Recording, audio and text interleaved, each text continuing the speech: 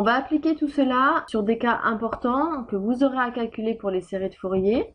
Donc première propriété, si la fonction f est paire. On va calculer des intégrales de ce type-là que vous avez déjà calculées en première année, en fait sans le savoir.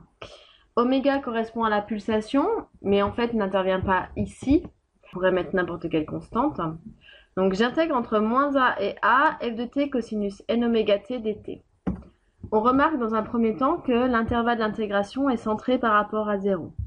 Donc on va chercher à savoir quelle est la parité de la fonction à intégrer. Qui est cette fonction? Donc c'est ce qui est à l'intérieur du symbole somme, c'est-à-dire f de t cosinus n oméga t, qui est en fait un produit. On retrouve les deux propriétés précédentes. On vient de voir que f était paire, cosinus est une fonction paire. Donc quand on va faire le produit f de t cosinus n oméga t, donc paire par paire, va nous donner une fonction qui est paire. Tout à l'heure, une fonction paire sur un intervalle centré, eh bien, nous allons avoir deux fois l'intégrale entre 0 et a de f de t cosinus n oméga t dt. Cette propriété n'est pas à connaître par cœur. Par contre, ce que l'on attend sur vos copies, c'est ce qui est écrit en rouge. Ce que vous faisiez déjà en première année, c'est-à-dire de bien justifier en précisant quelles sont les fonctions paire, impaire, et de savoir quel est le produit, s'il est paire ou est impair. Deuxième cas de figure, calcul de l'intégrale entre moins a et a de f de t sinus n oméga t dt. L'intervalle d'intégration est bien centré sur 0, puisque j'intègre entre moins a et a. Donc on va chercher la parité de la fonction à intégrer. Qui est cette fonction? Eh bien c'est celle qui est à l'intérieur du symbole somme, c'est-à-dire f de t sinus n oméga t dt. Donc cette fonction est-elle paire ou impaire? D'après l'énoncé, f est paire, sinus est impair. Donc quand on va faire le produit f de t sinus n oméga t, lui il va être donc paire fois impair, c'est-à-dire impair. J'ai un intervalle qui est centré par rapport à 0 d'une fonction impaire. Donc toute cette intégrale va être égale à 0.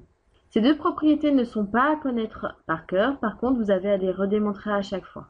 Deuxième cas de figure, si f est impair. Même intégrale à calculer que précédemment. J'ai bien mon intervalle ici qui est centré par rapport à 0. On va chercher la parité de la fonction à intégrer. Qui est cette fonction? C'est f de t cosinus n oméga t. Donc la première fonction f est impaire. Cosinus, elle est paire. Impair fois paire, ça veut dire que le produit va être impair.